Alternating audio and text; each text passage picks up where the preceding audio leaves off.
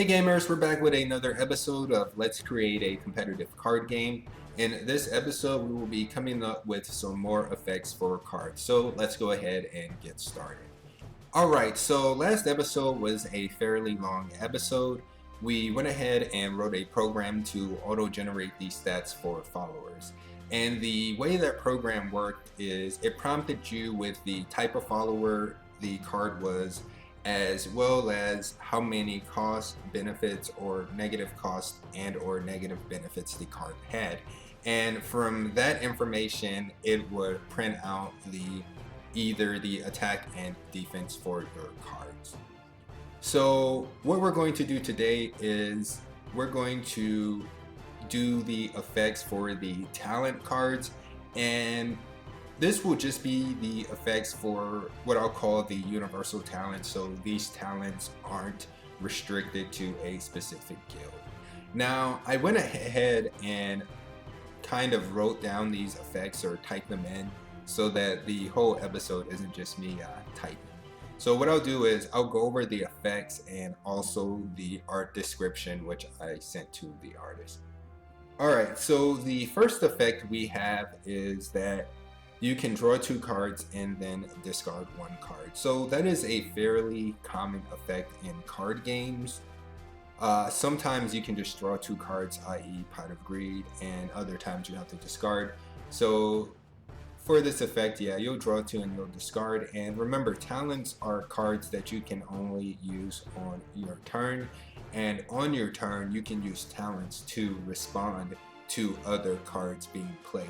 So if you're not the turn player, you cannot respond to your opponent's cards with talent cards. Now, the art description that I sent was essentially that I wasn't sure yet.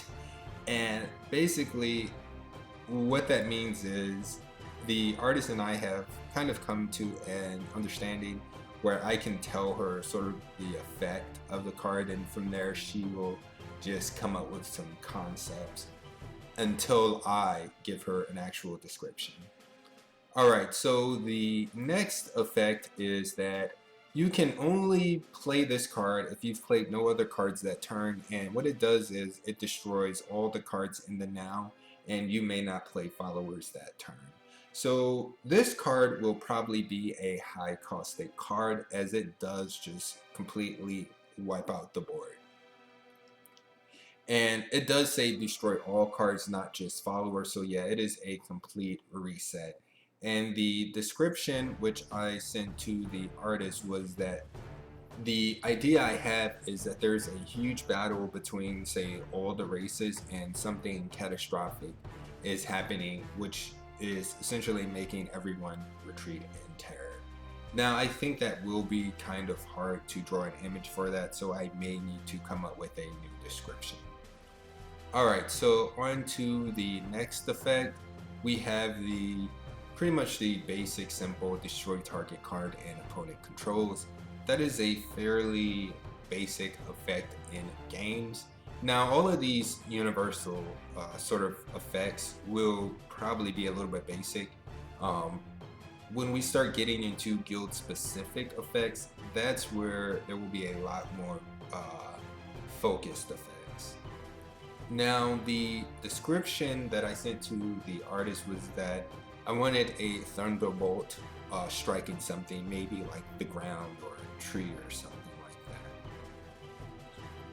Alright, so the effect for the next talent was just that it increased the attack of a card by 2. So just some way to get a little bit more attack on your card to maybe inflict more damage or possibly destroy an opponent's follower. And the description, again, I wasn't sure on the art for this, so she will either come up with something based on the effect, or she will wait for me to give her a description. Alright, so now the next talent card, the effect was the opposite of increasing attack, which is to decrease the defense of a card. So it's really not the opposite. The opposite would probably be decreasing the attack, but yeah, this card decreases the defense. And for the art, I had something in mind, which was some rusted armor. So yeah, I told her I just wanted a picture of rusted armor, maybe hanging in an armory or on a rack or something like that.